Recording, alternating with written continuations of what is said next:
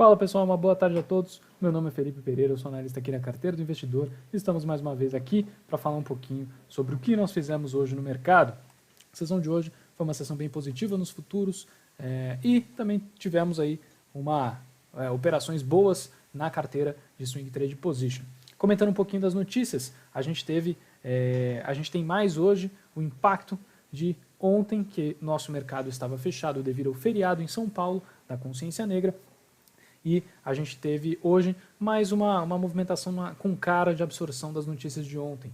Na sessão de ontem, a gente lá fora viu as ADRs trabalharem de mistas para negativas.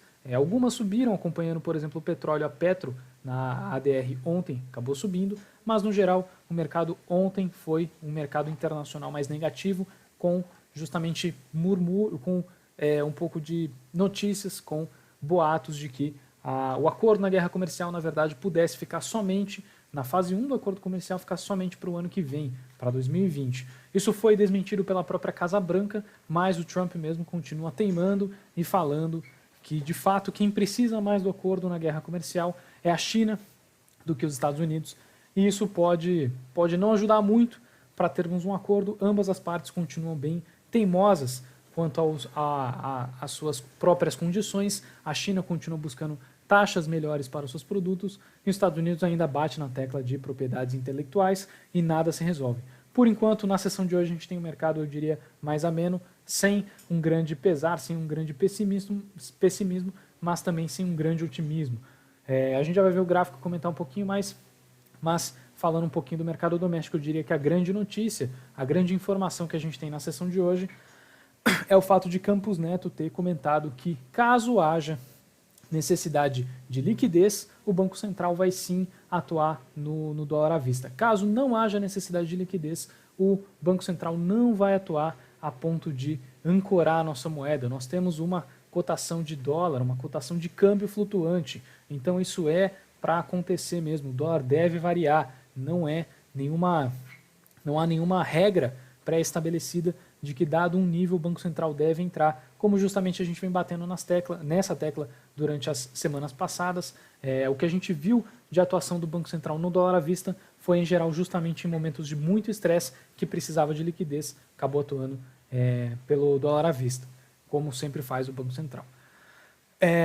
E, por fim, se a gente tiver um contágio na inflação por parte do câmbio, pelo câmbio acabar contagiando a inflação, a gente deve ver uma mudança na política monetária.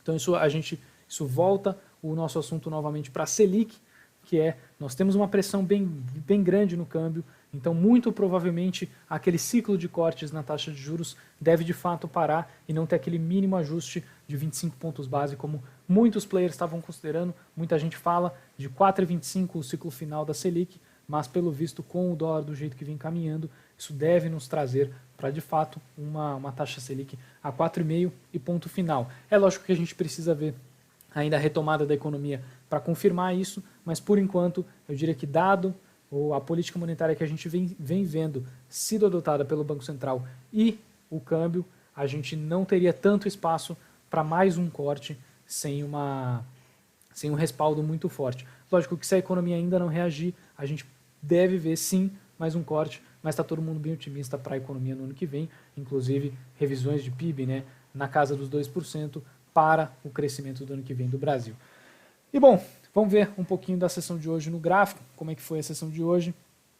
Hoje, sessãozinha bem boa, a gente não fez a nossa estratégia do gap no início da sessão e foi uma boa escolha, uma boa pedida, visto que abriu abaixo, começou a recuperar, o dia foi, no início da sessão, majoritariamente positiva, e depois deu duas pequenas estabilizadas. Uma mais acima, depois cedeu, deu uma estabilizada, e agora voltou a trabalhar positivamente. Inclusive, a gente acaba de realizar o nosso alvo final de uma operação no 250 por hora, a máxima do dia. A gente estava comprado até agora e realiza o alvo final de mais uma operação vencedora na sessão de hoje.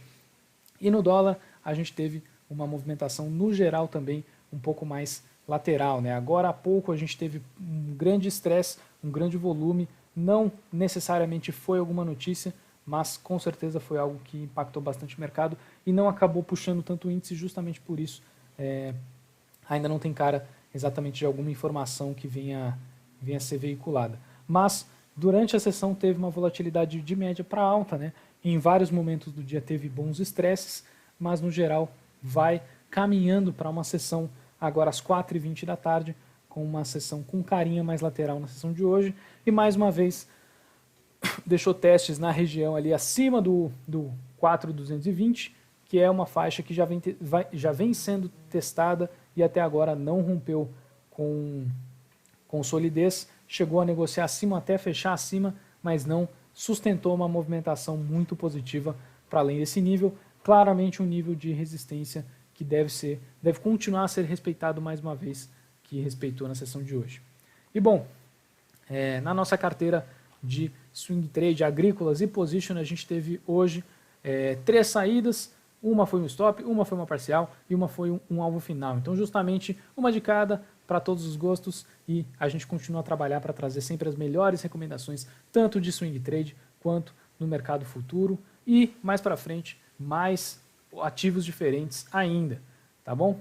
Então convido a todos a darem uma passadinha lá na carteira do investidor e dar uma olhada nas nossas recomendações da carteira de swing trade e acompanhar a transmissão ao vivo durante a sessão para ver as recomendações nos futuros de day trade, beleza? Então é isso, vejo vocês na próxima atualização, um grande abraço e até a próxima.